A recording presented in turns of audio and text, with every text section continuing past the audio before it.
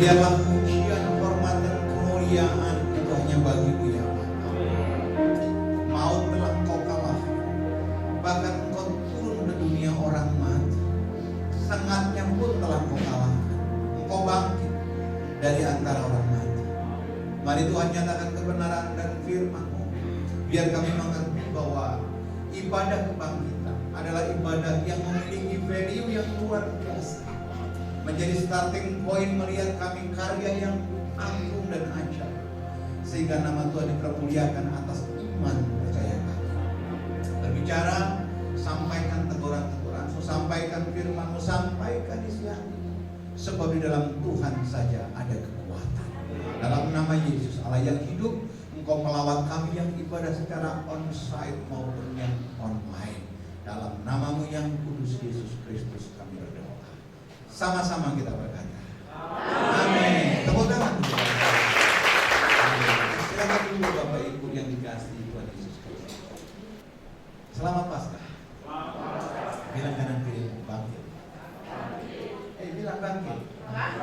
Bapak Ibu, saya kemarin sore pergi ke wisata sama istri dan anak saya pergi ke Living Word, pendeta refreshing. Haleluya. Oh iya dong, kan Yesus mau bangkit, kita refreshing dulu. Saya kaget setelah Eka Hospital itu macet. Begitu macetnya luar biasa, mobil merambat luar biasa. Bahkan pulangnya pun lebih parah. Saya baru ternyata kawan-kawan kita Katolik merayakan Paskah. Pak, Bu, mereka dengan sukacita mencari Tuhan. Sepanjang jalan saya lihat baju, sepanjang jalan mobil dari ujung ke ujung sampai pintu tol itu penuh. Tapi saya juga berpikir, jangan sampai orang Kristen bangkit hanya ketika Paskah dan tidur kembali, mati kembali ketika setelah Paskah, dan nanti ada lagi pakai baju merah ketika Natal. Saya berdoa jemaat EOM bukan jemaat panas Paskah Natal, tapi kita adalah orang-orang yang diubahkan oleh kemenangan yang datang. Kalau saudara pergi ke Israel, saudara dikasih Tuhan, saudara akan diajak ke rumahnya Yusuf Arimatea. Siapa Yusuf Arimatea? Orang yang sedemikian kaya luar biasa, dan dia punya kuburan yang namanya Garden Tomb. Itu kuburan di tengah-tengah kebun anggur dan zaitun yang belum pernah dipakai orang. Dan di situ Yesus dikuburkan. Di depan lubang daripada kubur Yesus itu ada tulisan jelas sekali. Dia bilang begini, dalam tulisan itu bilang begini, aku tidak ada di sini. Saya ulangi sekali lagi, aku tidak ada di sini. Yesus tidak ada di kubur. Yesus telah bangkit. Yesus telah menang. Yesus kalahkan maut. Oleh karena kebangkitannya saudara dimenangkan. Jangan banyak mengulangi haleluya. Klik dulu ke dalam garis. Gimana? Matius 28 ayat 1 dengan 10 saya bacakan. Setelah hari Sabat lewat menjelang menyingsingnya fajar pada hari pertama minggu itu, pergilah Maria Magdalena, Maria dan lain, dan satu lagi perempuan yang namanya adalah Salome. Maka terjadilah gempa bumi yang hebat, sebab seorang malaikat Tuhan turun dari langit dan datang ke batu itu dan menggulingkannya lalu duduk di atas. Wajahnya bagaikan kilat dan pakaiannya bagaikan salju. Dan penjaga-penjaga itu gentar, ketakutan dan menjadi seperti orang mati.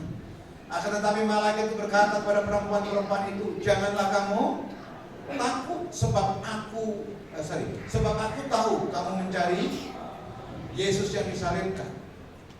Ia tidak ada di sini, sebab ia telah bangkit, sama seperti yang telah dikatakannya. Mari lihat tempat ia berbaring, dan segeralah pergi dan katakanlah kepada murid-muridnya bahwa ia telah bangkit dari antara orang mati. Ia mendahului kamu ke Galilea, di sana kamu akan melihat dia. Sesungguhnya aku telah mengatakannya kepadamu. Mereka segera pergi dari kubur itu dan takut dan dengan sukacita yang besar, dan berlari cepat-cepat untuk memberitahukan kepada murid-murid Yesus.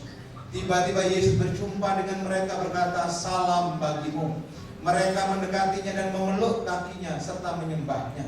Maka kata Yesus kepada mereka, baca selanjutnya, saudara-saudaraku, supaya apa?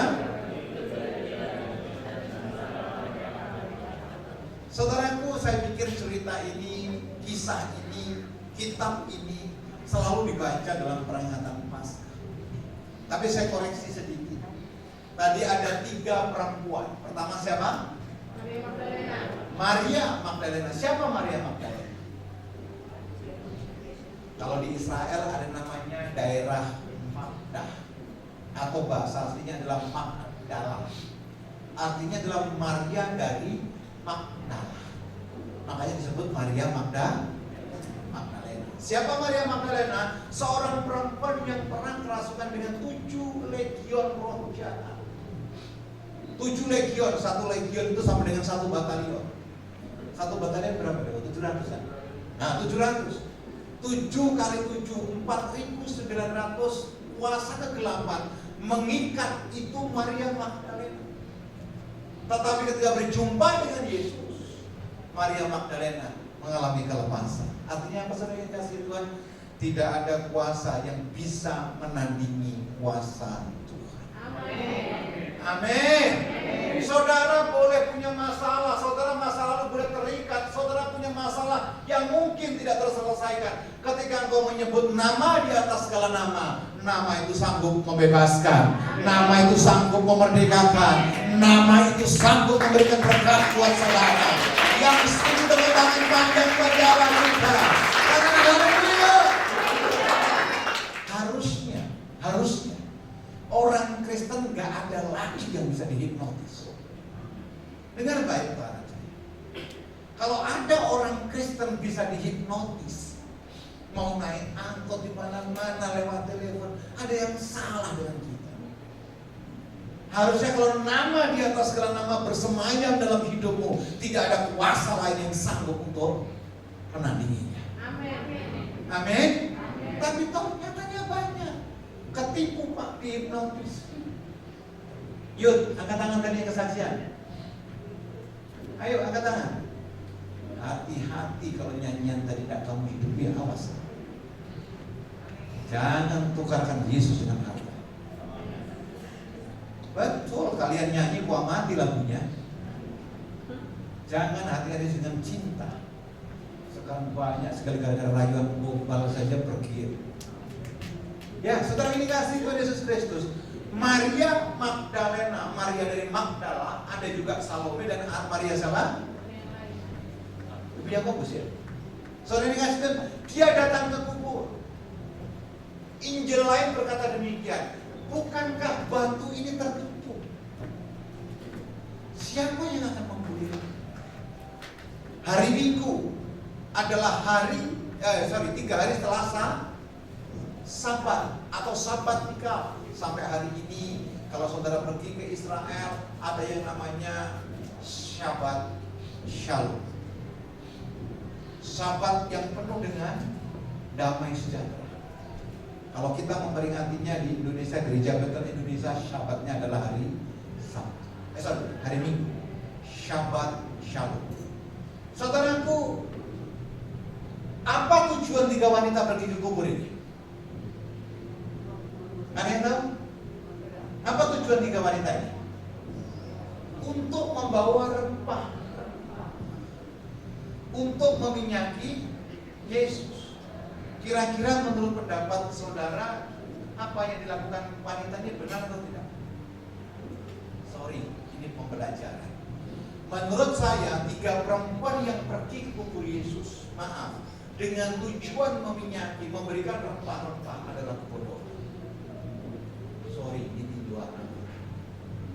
Kenapa? Tadi pembacaannya jelas. Jauh sebelum Yesus disalibkan, jauh sebelum Yesus memberitakan kematian dan masa sengsaranya, Yesus sudah berkata, hari yang ketiga aku akan bangkit.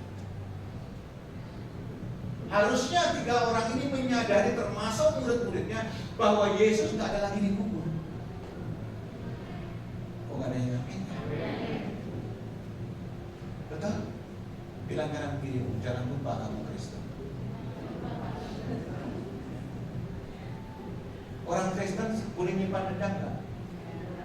Nah, bilang kanan kiri, jangan lupa kamu Kristen. Yang jadi masalah banyak orang mengaku Kristen lupa dengan firman Tuhan. Betul? Mengampuni firman Tuhan gak? Ayo jawab dong, ini kebangkitan. Amin. Saudara jangan lupa kalau saudara Kristen. Pak Bu, orang di luar Kristen buat kejahatan tidak mungkin diomongin.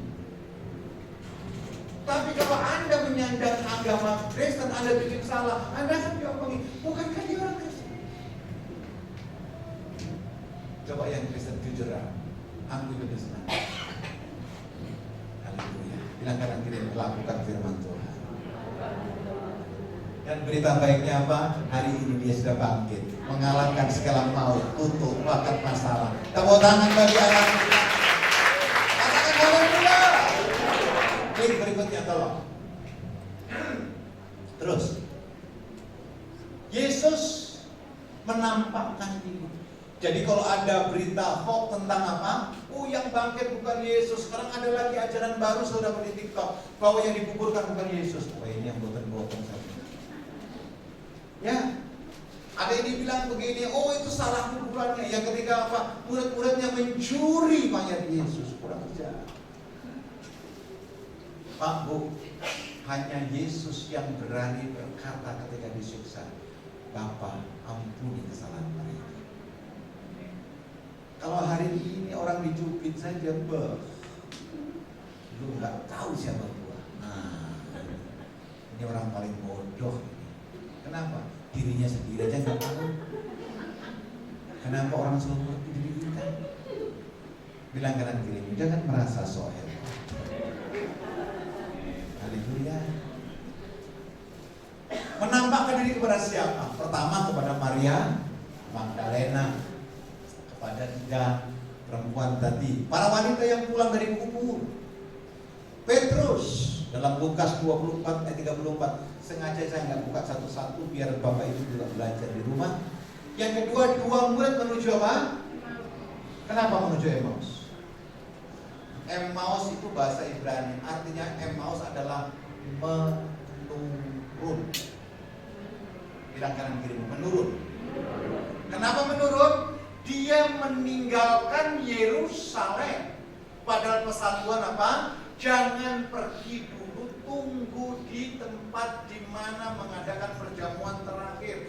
Tetapi 2 murid ini salah satunya adalah Lukas.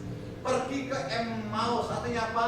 Turun, menjauhkan diri dari persekutuan. Ingat, banyak orang Kristen hari-hari ini ketika jawaban doanya tidak mendapatkan kepastian daripada Tuhan seperti yang dia inginkan, banyak yang meninggalkan Tuhan, alias apa? Menurun atau menjauh. Emmaus. Bahkan ketika Yesus berjumpa dengan mereka, mereka pun tidak tahu. Mereka tidak tahu. Sampai Yesus di dalam spiritnya bilang begini, siapakah Yesus orang Nazaret yang disalibkan itu? Murid-muridnya bilang begini, mungkin hanya engkau satu-satunya orang asing yang ada di Yerusalem yang tidak tahu kisah ini. Padahal yang bicara siapa? Yesus itu sendiri. Pak Bu, ketika kekristenan kita sudah terkontaminasi dengan hal-hal yang lain, engkau tidak akan pernah melihat. Sudah pernah baca kisahnya Biliam? Yudas pasal 1 ayat yang ke-11. Tuhan benci sekali dengan namanya Kain. Tuhan benci dengan namanya Korah. Tapi Tuhan benci juga dengan namanya Bileam. Siapa Bileam? Seorang imam. Siapa Bileam? Orang yang punya penglihatan luar biasa. Siapa Bileam? Nabi Allah. Tetapi ketika Balak datang kepada Bileam memberikan janji-janji harta, yang dinyanyikan anak Yud tadi. Bileam pertama dia suruh pergi ke Sion, dia pergi ke Sion, tapi yang ketiga dia pergi ke Bet Peor. Di mana tempat Baal itu disembah. Dan akhirnya keimaman Bileam hancur gara-gara apa? Gara-gara harta. Saudaraku yang dikasihi Tuhan Yesus Kristus, jangan pernah tinggalkan Yesus. Kalau toh hari ini kau bergumul, kalau hari ini kau punya masalah, jangan pergi ke Emmaus, tetap pergi ke rumah Tuhan. Di dalam rumah Tuhan ada jawaban dan mujizat. Tepuk tangan bagi. Terus yang kelima, saudara, kepada siapa yang menampakkan diri? Kepada 500 orang-orang di Galilea. Jadi kalau benar ada saksi, Alkitab menunjukkan demikian. Yang berikutnya kepada para rasul. Dan yang ketujuh, semua. Ingat loh ketika Yesus berbincang-bincang di Galilea dengan Petrus untuk menyediakan 153 ekor. Itu bukan Yesus secara daging, itu sudah secara roh. Dari situ ada kisah yang luar biasa. Menza. Apa artinya? Meja penyediaan Tuhan. Hari ini ada punya masalah, Tuhan tetap sama, masih menyediakan berkat bagi saudara. Tepuk tangan.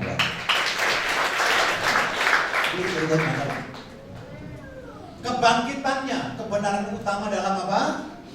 Injil. Banyak orang bilang Injil itu palsu, Injil itu dipalsukan.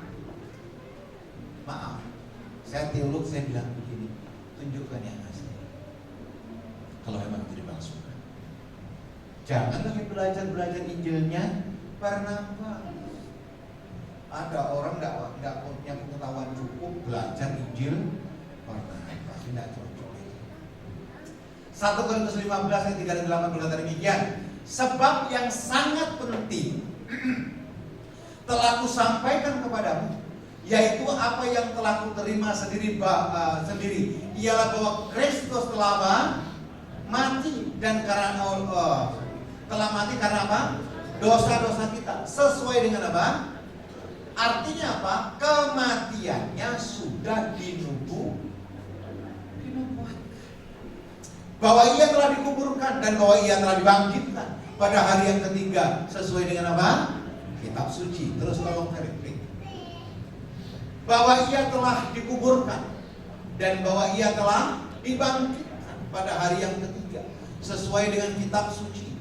Bahwa ia telah menampakkan diri kepada Kefas dan kemudian kepada ke-12 muridnya. Ayat yang ke-6 berkata, sesudah itu ia menampakkan diri kepada lebih dari 500 saudara sekaligus. Kebanyakan dari mereka masih hidup sampai sekarang. Ini kisah para rasul. Tetapi beberapa di antaranya telah meninggal. Selanjutnya ia menampakkan diri kepada Yakobus, kemudian kepada semua rasul. Dan yang paling akhir dari semuanya, ia menampakkan diri juga kepadaku. Ini kata Paulus. Sama seperti pada anak yang lahir sebelum waktunya. Artinya apa Bapak Ibu dikasih Tuhan Yesus Kristus? Nubuatan Nabi Mika. Pertulisan 700 tahun sebelum Yesus lahir dalam kitab Yesaya. Semuanya digenapi. Amin. Sama bawa Alkitab. Tolong Alkitab biasa. Ada? Punya? Sini.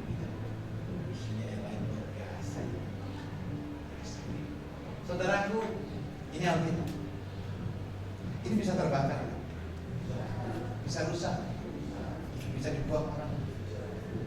Bahkan kapan waktu ada orang yang maaf ya di media sosial coba ketik itu, tapi bayar kontan sama Tuhan satu bulan lewat. Saya mau tanya ini, kitab yang saudara pegang ini bisa hancur, bisa rusak, bisa. Kitab ini bisa rusak, tulisan ini bisa hancur, tetapi firman-Nya.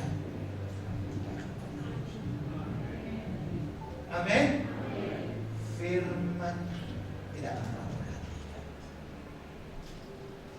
Saya nggak siap. Amin. Karena kenapa saya kritis demikian? Banyak orang dijadikan Alkitab sebagai jimat.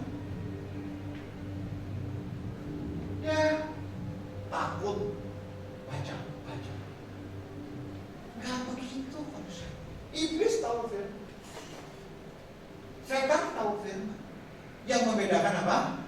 Iblis tahu firman, dia tidak melakukan firman itu.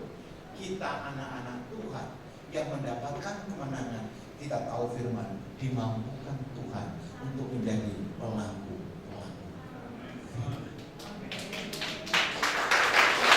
Tepuk tangan lebih baik bagi anak kita. Ya, memang ini adalah surat cintanya Tuhan.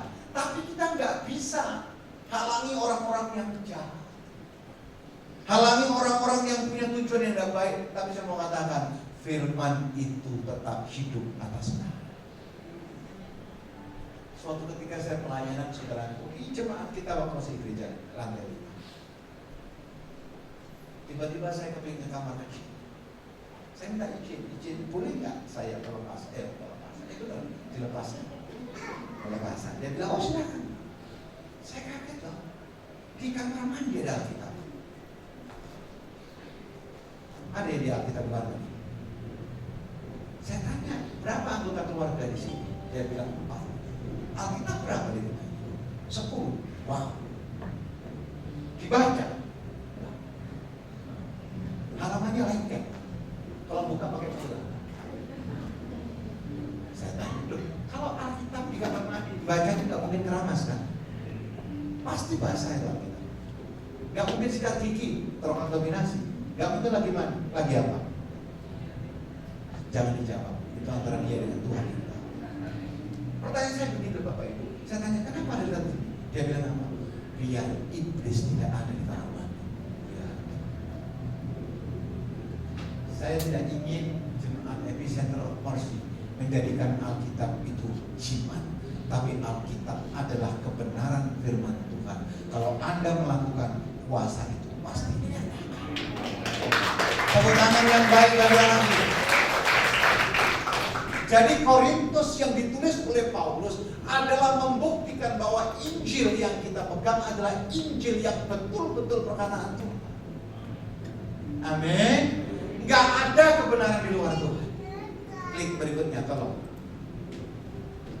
Mengapa Yesus harus bangkit dan mengapa kebangkitan itu penting? Klik berikutnya. Yang pertama, saudara boleh catat, boleh foto, boleh minta sama Felix nanti kopi PPT-nya. Siapa tahu di antara saudara mau berkhotbah di lingkungannya, mau khotbah di tempat yang lain. Saya lihat banyak hamba-hamba Tuhan di sini, haleluya. Kemarin saya ibadah di tempatnya Bapak tentara, yang datang banyak hamba Tuhan. Tapi nggak apa-apa, udah bagian saya sampaikan. Roma 1:4 berkata demikian. Dan menurut Roh kekudusan dinyatakan oleh apa? Kebangkitannya dari antara orang mati, bahwa ia adalah anak Allah yang berkuasa, Yesus Kristus Tuhan. Saudara kasih underline yang pertama anak Allah, yang kedua apa? Yesus Kristus Tuhan. Karena hari ini ada ajaran yang sangat membingungkan saudaraku. Ada tulisan di sini Bapa, di sini Anak, di sini Roh Kudus. Yang dia berkata bahwa anak ini bukan Bapa. Bapa itu bukan anak. Anak itu bukan Roh Kudus. Roh Kudus bukan Bapa. Kalau Anda tidak mengerti Trinitas akan disesatkan. Memang Bapa bukan anak, anak bukan Roh Kudus, Roh Kudus bukan Bapa. Tetapi ada garis tengahnya bahwa Bapa itu adalah Allah, Anak adalah Allah, Roh Kudus itu adalah Allah itu sendiri. 3 tapi 1, yaitu Tuhan yang setuju. Amin.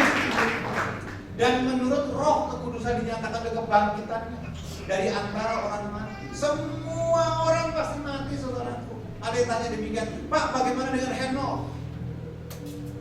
Bagaimana dengan Elia? Saya mau katakan, suatu ketika pasti akan mati. Gak tahu cara Tuhan bagaimana. Kalau melihat kisah yang akan datang, Gog Magog, gak lama lagi, bahwa Henokh dan Elia pasti datang. Dan Ibrani mengatakan semua orang ditentukan untuk satu kali mati. Kok ada amin? Termasuk Yesus juga mati. Tapi Yesus tidak lupa untuk bangkit. Semua orang, pemimpin dunia, orang hebat-hebat pasti mati. Tapi Yesus yang mati dibangkitkan. Haleluya. Haleluya. Bilang kanan kirimu, dia telah bangkit. Dia tidak ada dikubur lagi. Iya, harusnya kita bergairah, harusnya kita menang, harusnya kita bersuka cita. Hanya Allah kita yang bangkit. Yang setuju tepuk tangan bagi Allah kita. Katakan haleluya. Klik selanjutnya. Bukti yang kedua, penting yang kedua, kebangkitannya, kebangkitan kematiannya itu adalah karya yang menebus. Roma 6 ayat 4. Dengan demikian setelah dikuburkan bersama-sama dengan Dia oleh baptisan dalam kematian. Setiap saya membaptis selalu saya katakan, engkau telah mati dikuburkan bersama-sama dengan Yesus dan dibangkitkan kembali dalam kemenangan yang luar biasa. Jumat kemarin ada 1 jiwa dibaptis. Ingat loh, ada orang miskin saudara akan kaya, belum tentu surga, tepuk tangan.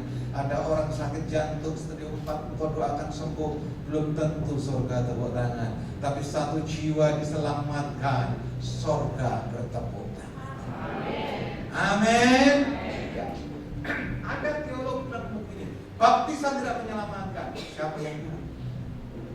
Markus pasal 16, Matius pasal 20 jelas berkata, barang siapa percaya dibaptis dan diselamatkan. Amin. Yang gak percaya, yang gak selamat. Udah gak usah pakai bahasa yang aneh-aneh. Amin. Saya lanjutkan. Kenapa saya supaya sama seperti Kristus telah dibangkitkan dari antara orang mati oleh kemuliaan Bapa, demikian juga kita akan hidup di dalam hidup yang bukti yang ketiga. Dengan cepat saya sampaikan. Yang ketiga, membuktikan Alkitab itu apa? Benar. Lukas 21 berkata demikian. Ia berkata kepada mereka, inilah perkataanku yang telah kukatakan kepadamu ketika aku masih bersama-sama dengan kamu, yakni bahwa harus digenapi semua yang ada tertulis tentang aku dalam kitab Taurat Musa dan kitab-kitab Nabi dan kitab Mazmur. Kematiannya, kebangkitannya, nanti kenaikannya, semuanya sudah dinubuatkan. Yang setuju katakan amin. Ada seorang ibu bernama Marta. Sorry kalau ada namanya Marta di sini. Ada namanya Marta. Marta ini sudah berumur hampir 60 tahun. Dan dia mengalami pertobatan luar biasa, saudara. Setiap bertemu dengan orang, dia bilang begini, Shalom, kenalkan nama saya Marta. Setiap dia berjumpa dengan orang, Marta bilang begini, sudah tahukah kamu tentang Paskah? Orang mulai jengah, gak suka. Kadang-kadang orang bingung kan gak suka kan? Tapi Marta gak pernah putus asa. Setiap ketemu orang, Shalom, kenalkan nama saya Marta. Tidak tahukah Anda bahwa Yesus yang mati di Paskah dia dibangkitkan, dia nanti akan datang kembali. Untuk apa? Untuk menyediakan rumah bagi kita. Banyak penolakan, banyak penolakan. Tapi Marta tidak pernah putus asa. Saudara ini kasih Tuhan Yesus Kristus. Suatu ketika karena umur, Marta masuk rumah sakit. Umurnya sudah usut. Tetapi kepada setiap orang yang mengunjungi dia bilang begini, Shalom, sudah tahukah engkau Paskah? Yesus yang mati dibangkitkan dan naik ke surga. Ada orang serius dengarkan, ada orang yang gak serius dengarkan. Tetapi Marta tertuju matanya kepada kepala suster. Kepala suster ini ateis, anti Kristus. Jadi kalau ketemu kepala suster, saudaraku, Marta gak berani bilang Shalom. Dia bilang cuma selamat pagi. Marta bilang selamat siang. Kenapa? Karena suster ini sangat-sangat apa? Sangat-sangat galak kelihatan. Saudara dikasih Tuhan Yesus Kristus. Tetapi dia katakan terus Shalom. Sampai pada akhirnya saudara, Marta tanya begini kepada orang lain, kenapa suster tidak mau dikatakan shalom? Dia bilang apa? Dia berkata, saudara dikasih Tuhan, rupanya perkataan Marta yang singkat memberitakan kepada orang lain tidak pernah sia-sia. Di rumah sakit itu Marta ulang tahun. Suster yang ateis ini mulai jatuh cinta kepada Marta. Ketika dia ulang tahun, saudaraku, dibawakan bunga.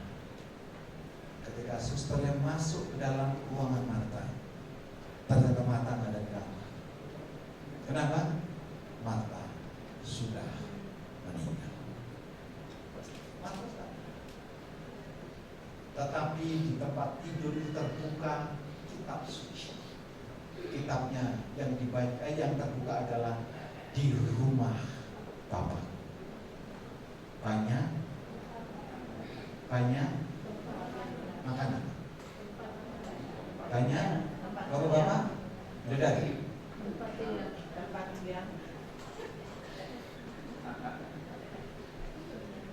masuk surga ya, masuk surga beli makanan enak, perut sudah biasa. Di surga banyak apa? Di surga di rumah Bapakku banyak tempat tinggal. Kenapa? Karena Tuhan sedang membuat saudara. Jadi kalau dari sini sampai sini masih hidup, siapa yang hidup angkat tangan? Yang hidup. Karena odanya orang yang mati, sudah kayak orang hidup kayak orang mati. Yang hidup angkat tangan. Kamu katakan, rumahmu belum selesai di sana. Kalau sudah selesai pasti dipanggil kok. Loh, saudara mau cepet-cepet atau gimana? Tinggal Sherlock sama malaikat Gabriel dijemput. Tempat waktu nggak ada penolakan pasti dijemput. Iya. Kayaknya harus takut-takutin dikit. Heran saya. Saudara Sherlock kalau sore cari Gojek saya di reject. Sherlock hari dijemput sama dia. Loh, Tuhan bilang di rumah Bapakku banyak tempat tinggal. Makanya dalam surat Filipi dikatakan apa? Hidup adalah apa? Kristus dan yang keras. Yang sini gak keras. Harusnya kita kan berlomba-lomba nyari situ. Siapa pengen untung? Loh, ini kan firman tak bolak-balik aja kok. Oh, nyumbah kok yuk, tapi sakit sedikit upload di mana-mana. Supaya dikunjungi, supaya semua satu kampung tahu.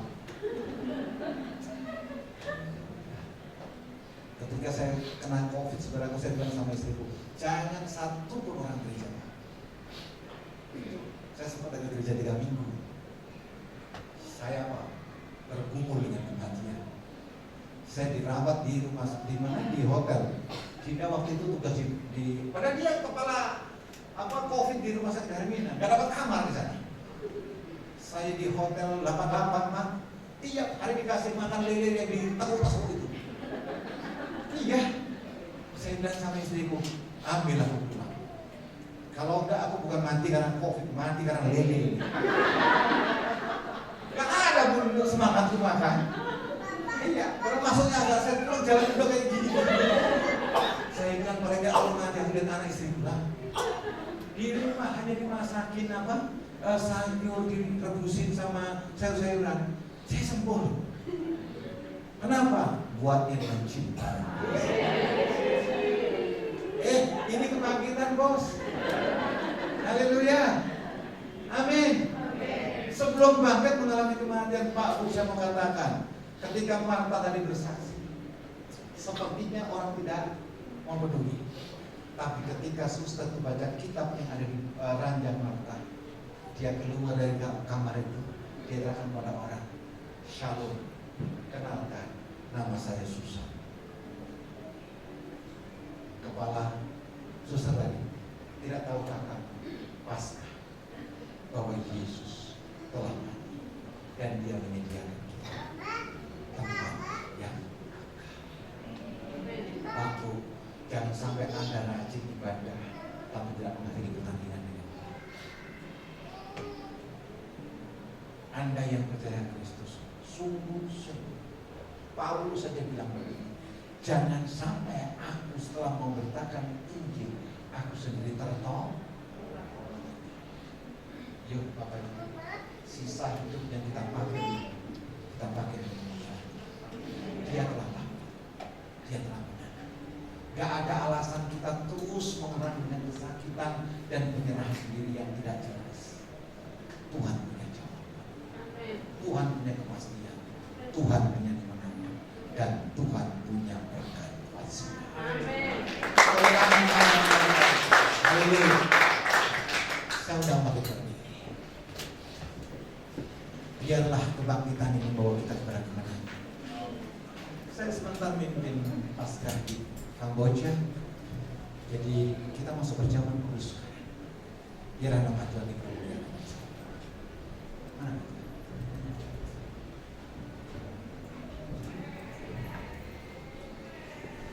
Haleluya. Saya sedang belajar berjalan kudus.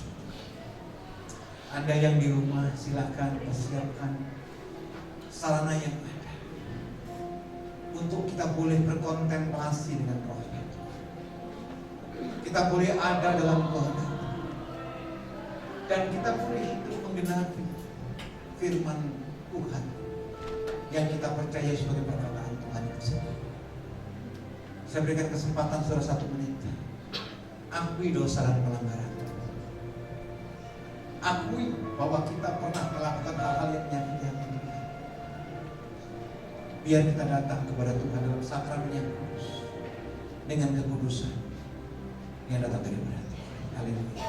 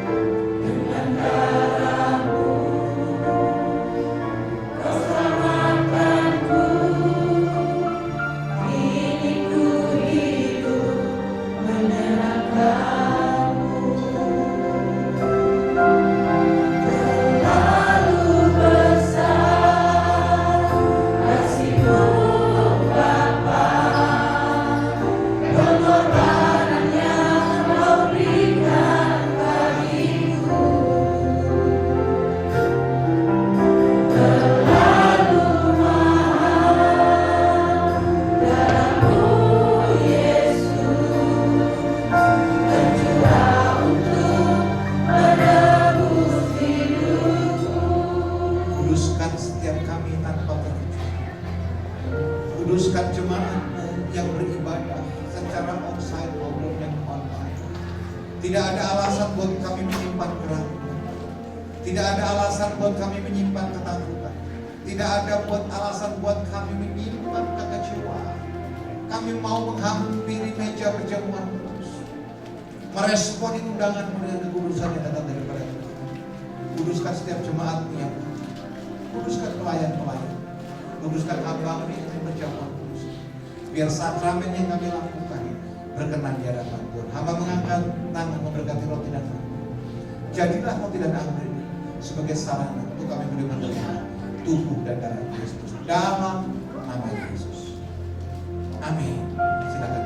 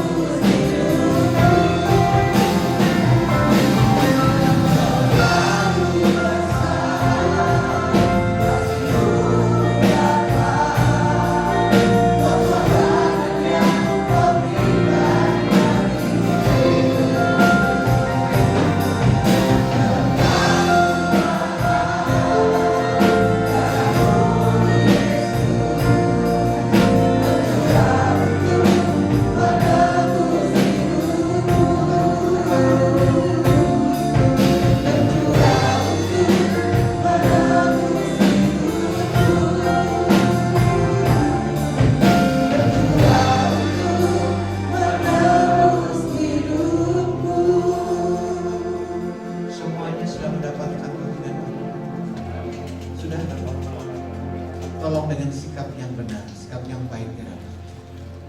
Ini bukan roti biasa, tapi roti yang telah didoakan sebagai lambang daripada Tuhan Yesus. Angkat rotimu tinggi-tinggi di hadapan. Demikian sabda firman Tuhan.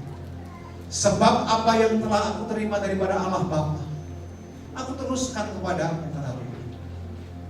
Yaitu pada malam waktu sebelum Yesus Kristus diserahkan, Ia mengambil roti dan mengucap syukur atasnya. Kemudian Ia bersabda, inilah tubuh yang terpecah bagi kamu. Dan perbuatlah ini setiap kali kamu memakannya menjadi peringatan akan aku. Bapak, Ibu, sahabatku yang dikasihi Tuhan Yesus Kristus, yang di rumah maupun yang di gereja, bukankah roti yang kita angkat tinggi di hadapan Tuhan ini merupakan persekutuan dengan tubuh Kristus? Makan dengan kita.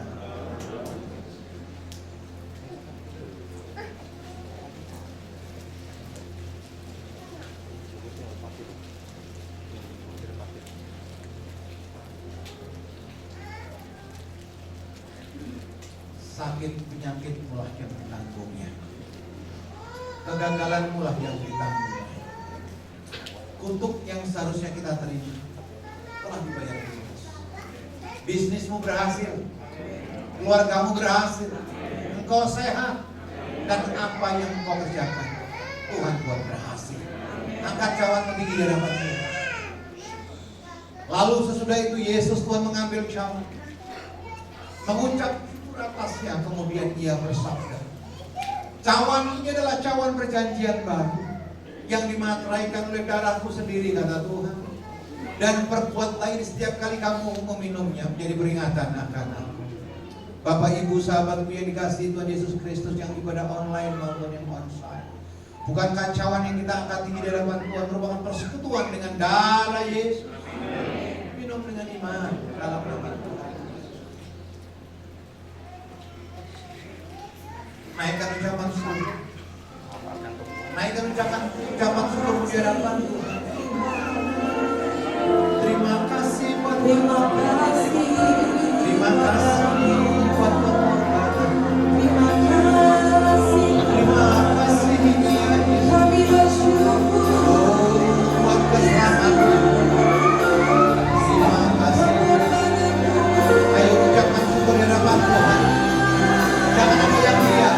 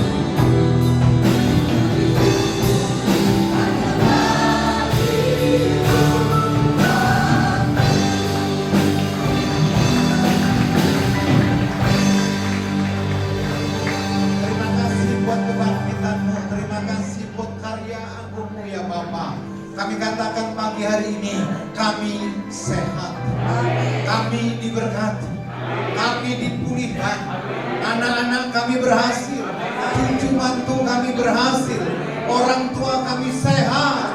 Apa yang kami kerjakan Tuhan buat berhasil. Kami akan menang, kami akan keluar lebih daripada sekedar pemenang. Darahmu mengalir dalam darah kami, dan Engkau tinggal dalam kami. Terima kasih Bapak buat hal yang begitu luar biasa Kau nyatakan atas kami. Sebagai ungkapan syukur kami kepada-Mu, kami mau memberikan yang terbaik ke hadapan. Kami bawa persembahan kami dengan sikap hati dan sikap tubuh yang benar, dan kami menyadari segala sesuatu yang kami punya berasal daripada Tuhan. Biarlah dengan sukacita kami bawa persembahan kami ke hadapan dalam nama Yesus. Sama-sama kita berkata. Amin. Selamat kita selamat mendapat Tuhan Yesus.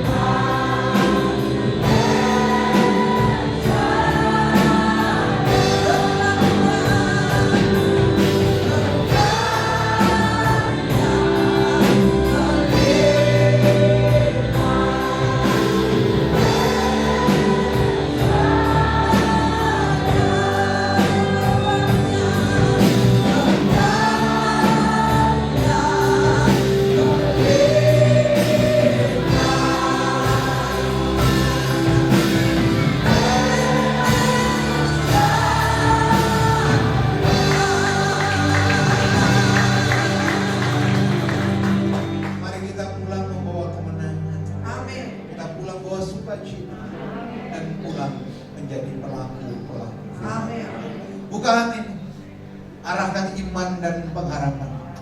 Dia yang telah mati sudah dibangkitkan. Tuhan memberkati engkau dan Tuhan melindungi engkau. Tuhan mengarahkan wajahnya kepadamu dengan penuh kelembutan. Dia ulurkannya tangannya kepadamu dengan penuh keperkasaan. Disendengkan telinganya kepadamu dengan penuh kepekaan. Kasih karunia daripada Allah Bapa, cinta kasih daripada Yesus Kristus Tuhan, pertolongan Roh Kudus senantiasa menyertai saudara dan saya dari hari ini sampai Maranatha, bahkan sampai selama-lamanya. Amin. Amin.